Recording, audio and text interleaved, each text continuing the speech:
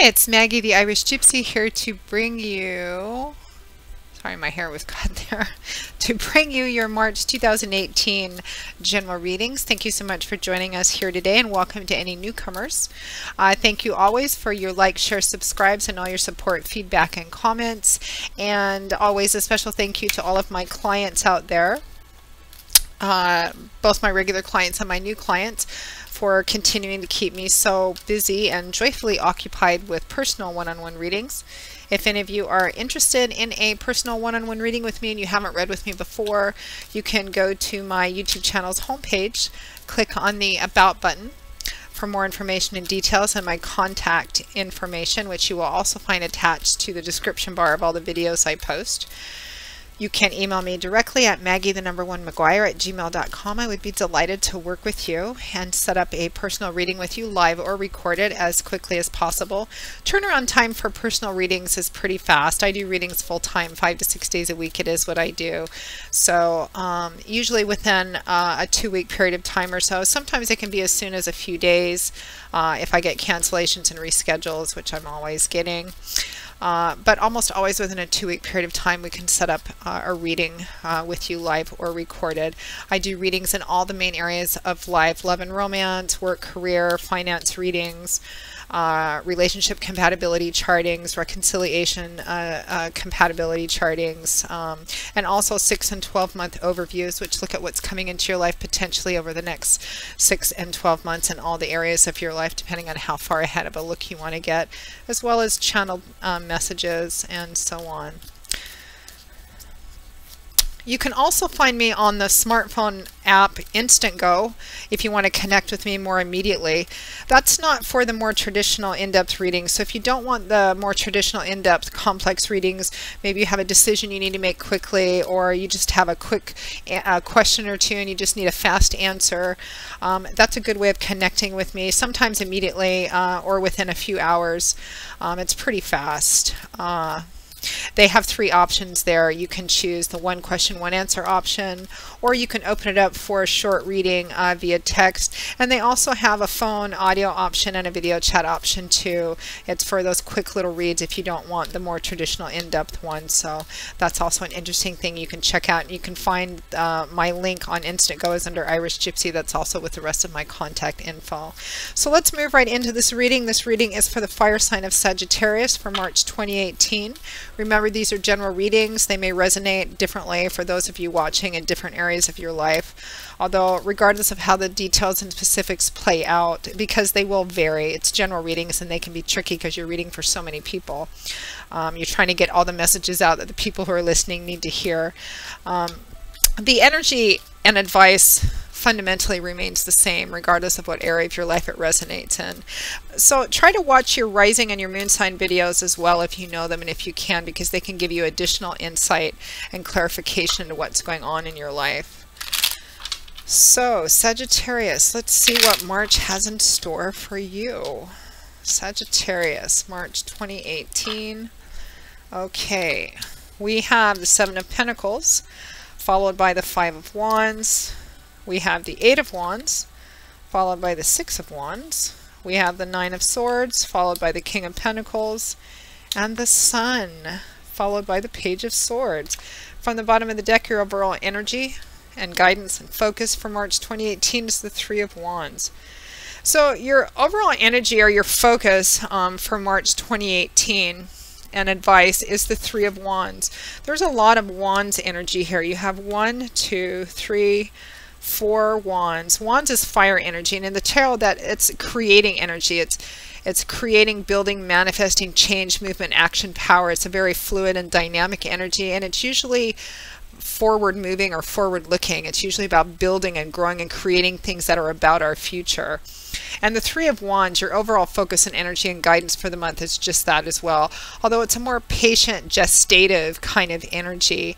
In the preceding card, the Two of Wands, it shows this man at a crossroads and he's trying to choose between two roads. And the key is long-term thinking and planning. Where do you really want to go? What's your long-term vision and destination? So the Three of Wands here, which is your focus for March 2018, is about laying the groundwork, doing everything that you can, planting the seeds, and now you're waiting to see how something plays out. You're waiting to see what the outcome, what your foundation is going to bring back in, or what your investment is going to bring back in. And I say investment because I'm actually getting, for some of you, maybe even a good amount of you, this has something to do with money or investment, something to do with your long-term future. And it feels like a month where you're kind of, there's some maybe some communication being exchanged about this, but there feels like overall kind of a sense of waiting to see how something is going to play out, or how something's going to be returned to you, or what you're going to get from an investment. I feel like for some of you it's actual dollars and cents, like finances, or what is an investment going to glean, or is an investment going to pan out for you. Some of you, this could be in a different type of way, but that still falls under the same umbrella, like retirement, like 401ks, or how something's going to work out for you in your future, and whether or not the time and energy and work you've put into something is going to pay out for you. You're waiting to see what is coming back in as a result of everything that you've put into something. How it specifically plays out, because this is a general reading and they can be tricky that way, it's going to vary for those of you watching, which is always the challenge for the psychic, to try and get as many of the branches that we're channeling out to who needs to hear it. So for some of you, it might be an investment, where a job or career path is taking you, what you're going to have at the end of the road. Is it worth continuing to invest in? Some of you, it may be like a 401k or the stock market, or a piece of property or something like that. I always say that you can channel this, you can translate this energy into other areas of your life if it resonates, but I'm getting for the most of you, this is something to do with something you're building or wanting to invest or build in towards your future security and stability, perhaps for yourself or for your family, because there's so much of that building for the future energy. Four Wands cards, you have Two Pentacles, which is earth energy, and in the tarot, this is energy about tangible earthly things, often like money, finances, property, real estate, assets, etc., property, job. And then you have Two Swords cards, which is air energy, which is all about how we think. It's internal, cerebral, intellectual energy, how we think, words and ideas, our belief systems, our perspectives, and how that affects the way that we communicate. And then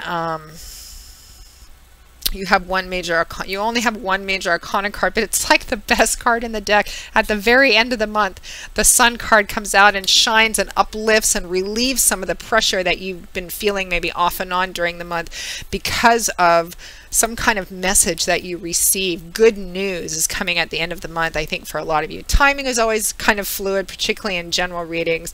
So the timing for some of you may vary, but it looks like at or towards the end of March 2018, there's definitely good news comes in. I mean, the Sun uplifts, it releases restrictive energy, it loosens things up, it lightens and clarifies and illuminates, it brings answers and solutions, and it brings a big sigh of relief, and it's an uplifting of energy. So that's coming at the end of the month quite beautifully. It just looks like, Sagittarius, like you're waiting for something. You're waiting to see how something's going to play out. What that something is going to vary. I think for a lot of you, it's something to do with something you're building for the future, hoping to build for the future. Where are your efforts that you've put into something so far is going to take you, whether that's an actual investment thing or property or a career path. And there's a sense in the beginning of the month, beginning of March, end of February, beginning of March, I'm recording these last couple days of February, of reflecting on this, contemplating on this. Seven of Pentacles and the Five of Wands. Seven of Pentacles is a card of reflection, assessment, which is what the number 7 can represent. Reflection, assessment, thinking about something, reviewing it, motives and motivations. It's harvest time on this card, and she's looking at the harvest, which is fairly decent. I mean, we start with the 0, the 1, and 10s represent completion, so 7 represents a decent, a fair harvest. She's looking at it, she's getting ready to pick, but she's looking at it and trying to decide, you know, what is the harvest? What have I gotten from my efforts? Did I get what I thought I was going to get out of what I put into this? Did I get more? Did I get less? Should I continue with this crop? Should I pick it and move on? Should I pick it and make some changes? Should I stay doing the same thing? It's a card of reflection and contemplation over what your efforts have gotten you so far and what they may get you, whether it's worth continuing to invest in, or whether to make changes, or whether to make, you know, small changes or big changes. And you can have this in relationship as well, although I'm not really feeling much of like love and romance or anything in this particular reading. And as a matter of fact, we have no cup cards in this reading at all. Cups in the tarot is the element of water, and that usually manifests in the area of our life that deals with feelings and emotions and relationships, and there's none of that in here. Not to say that it's a month without emotions. We are emotional creatures, or that this situation isn't emotional in nature, but it doesn't look like there's a focus on like relationships specifically.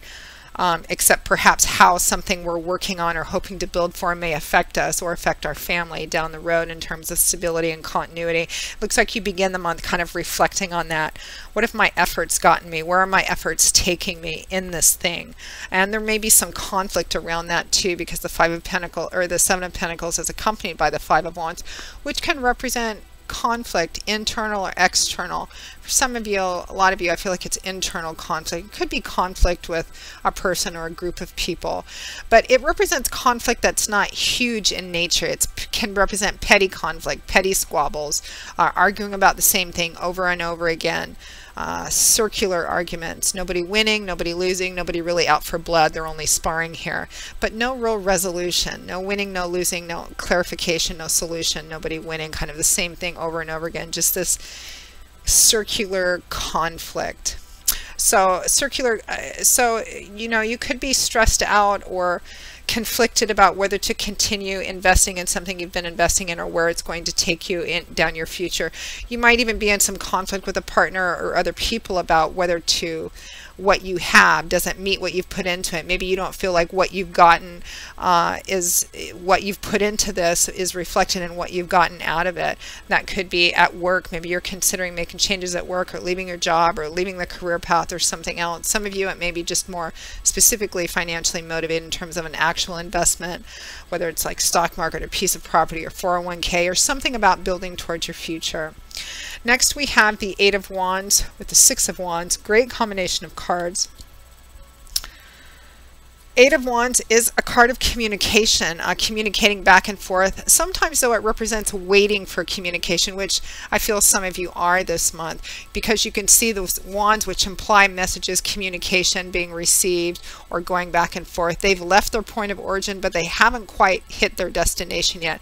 So it can be waiting for messages, waiting and hoping that those messages will be positive in nature. In the upright position, it implies that, you know, communication about something which is positive and powerful in nature and will have a significantly positive impact, and that's further underscored by its clarifying or accompanying card, which is the Six of Wands, which is victory and triumph. Major victory and triumph. It's not like a small success or a small victory. It's major victory and triumph, major success. It can represent public recognition as well. You can see this man is riding back into town. He went off to do something, accomplish a mission. It's like victory and triumph after a struggle, after a battle, or after a long body of work. He's been successful and triumphant, and he's riding back into town dressed in his finest, and the banners are waving and the crowds are cheering and applauding. So it can be a card of receiving public recognition as well, which you may be during the month of March 2018. It can sometimes represent that what your efforts have gleaned, that the efforts that you've put into something is paying off. You may be receiving some public recognition, or, you know, awards or gifts or recognition or promotion, or you know, something of that sort. It could be that as well. It feels like for a lot of you, you're waiting for this, and you're hoping that it's positive in nature. Some of you may be receiving it around the middle of the month as well. You're waiting for this. Is it going to pay off for me? There's still a bit of stress here, but I think you're overthinking it, or you're stressing or worrying unnecessarily, because next we have the Nine of Swords and the King of Pentacles. The Nine of Swords shows up when somebody's, as my oldest daughter calls it, future tripping about the future, meaning that you're envisioning or imagining the future, and typically a negative future, which hasn't even happened yet, and sometimes often likely won't. It's about taking maybe what might be a small problem and building it up into your head until it's this great big huge thing, but it's not really reality based. And it's usually about fear of the future, like, oh my God, what if this horrible thing happens? And what do I do if this happens? And what do I do if this doesn't happen? It's circular thinking, staying up late at night, focusing only on the negative. You can see that there's a little owl sitting on the windowsill, and everything is symbolic in the tarot cards. Owls are one of those universal symbols of wisdom, truth, solutions, answer, enlightenment, knowledge. You know, she's missing it because she's only focused on the source of her worry, stress, anxiety, and it's built up so much in her head that it's, you know, it's 3 a.m. and she can't sleep. So it's a card of overthinking it, circular thinking, worrying about the future, worrying about this, worrying about what might happen, what might not happen, when in fact it's not reality based. Or if the sources of your anxiety is valid, it's this big and you're making it this big in your head. So really be vigilant against that energy. I don't like seeing that card come up for anybody. It's overthinking, and it's causing yourself unnecessary worry and stress. Now it's clarified and accompanied by the King of Pentacles. Some of you, this may be an actual individual. Often the court cards can represent you or other people, but not necessarily. So for some of you, it may be that the stress, anxiety, and worry may be centered around an earth sign person, Taurus, Virgo, Capricorn, Sun, Moon, or Rising, or somebody who's strongly manifesting as the King of Pentacles. The King of Pentacles would be, it's showing up as a male because it's a king, or a male aspect of a female in this situation, but it could be, you know, male or female. Kings and queens usually represent people who have reached the mastery of their suit. So they're usually older, they're more mature, they've evolved and matured and grown beyond that young, immature energy of the page and the spontaneous, impulsive energy of the knights. And they've reached a point where they're very stable or very good with the inherent characteristic traits of their suit. So this is the King of Pentacles. So this could represent an earth sign, male or female, probably not somebody who's really young. So somebody who's probably financially comfortable, if not well off, because he's the King of Pentacles. This is money, finance, property, real estate. He likes the good things in life. He likes the finer things that bring him comfort. So he's often very good with money and investments because he's worked hard to build up that foundation for himself so he can have comfort and stability. So he's usually pretty good with financial issues.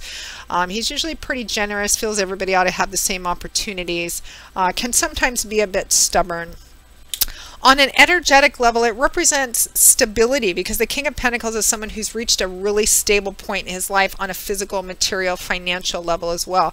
So it represents stability and continuity in that. So for some of you, this could be centered around the King of Pentacles as an individual somehow. And for others of you, I think for a lot of you, your fear and anxiety and worry is about this sense of stability, security, and sense of continuity in your financial life, in your material life, particularly in what you're going to have down the road. Are you going to be okay down the road? Is your family going to be okay down the road? I mean, we live in a world today, Sagittarius, that, you know, in terms of finances, you know, gone are the days, particularly in America, where you went to work for a company, you worked there most, if not, you know, most of your life. That company took very good care of you, and at the end you have a good pension and all of that stuff. It's kind of like there for you. You know, we don't see that too much anymore. Those days are pretty much gone. We have to be much more proactive about planning for our future and trying to make sure that we have enough for our future, for our old age, for our retirement, that our family's going to be okay, that we'll have some sense of stability and safety and comfort, you know, down the road. So people have to be a lot more proactive. I see, you know, more and more people are more concerned and have more fears and worries and anxieties about their future and about their family's future and about what life's going to be like for them at the end of something. And it feels like for a lot of you, that's kind of what it's focused and centered about this month. You know, regardless of what the specifics are, you know, where are my efforts getting me with everything that I put into this or what I'm putting into this? Is it going to take me to a place of stability in the future? Am I going to be okay? Should I make changes? Should I, you know, small changes, big changes with everything that I'm investing in my day-to-day life? Where is it going to take me? What am I going to have at the end of it? What's my family going to have? That kind of energy. And I feel like you're waiting for some specific outcome on a specific thing. But it looks like at the end of the month it comes in quite beautifully. Timing being fluid, of course, it could be, some of you, it might be the middle of the month, the third week. It's showing up here as more towards the end or at the end of March, could be the beginning of April. We have the Sun and the Page of Swords. Pages often represent messages, messengers, because that's what pages were in medieval times. They were young people sent out as runners to deliver messages back and forth. So they can represent, you know, children or young people or student apprentices. So they have that young, fresh energy. They represent being at the introductory start of a path, you know, the beginning of the learning phase. The Page of Swords, swords is information, news, messages, words, ideas. And the Page of Swords often represents messages, informations, delivering information. It's crowned by the Sun. I always want to say the best card in the tarot, although I'm not sure that's actually accurate. There's a lot of really beautiful cards, positive cards, and even the challenging ones are beautiful too, because they always have they are what they are, and they represent and symbolize things. The Sun, out of all the major arcana cards in the deck, the Sun, I think, has the most ability to positively affect the surrounding cards in a spread. The Sun is powerful. When it comes out, it illuminates everything. It shines light, love, warmth, laughter. It encourages things to grow. It automatically uplifts people's spirits. So when the Sun comes out, it almost always represents an uplifting of energy, a loosening up, a lessening, or a banishing of restrictive energies, whether it's money and finances, or, you know, general mood or health and well-being. It automatically makes things feel better, and it uplifts any negative or challenging or restrictive energy, and it just shines out. Everything is illuminated.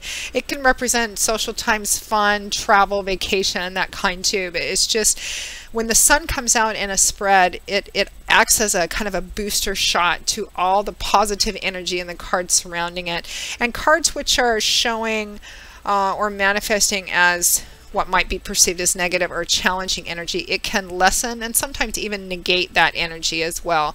So there are messages coming in at or towards the end of March 2018, Sagittarius, which I think really, for a lot of you, completely alleviate. Some of you, it goes just a long way towards lifting and alleviating fears, concerns, doubts, worries that you have, stress that you have, restrictive energies loosening up and lifting, particularly in anything that has to do with looking towards your future or your long-term future in something. So remember that when and if you hit stressful times during the months of worrying about a future which has not manifested yet, that Nine of Swords is unnecessary energy.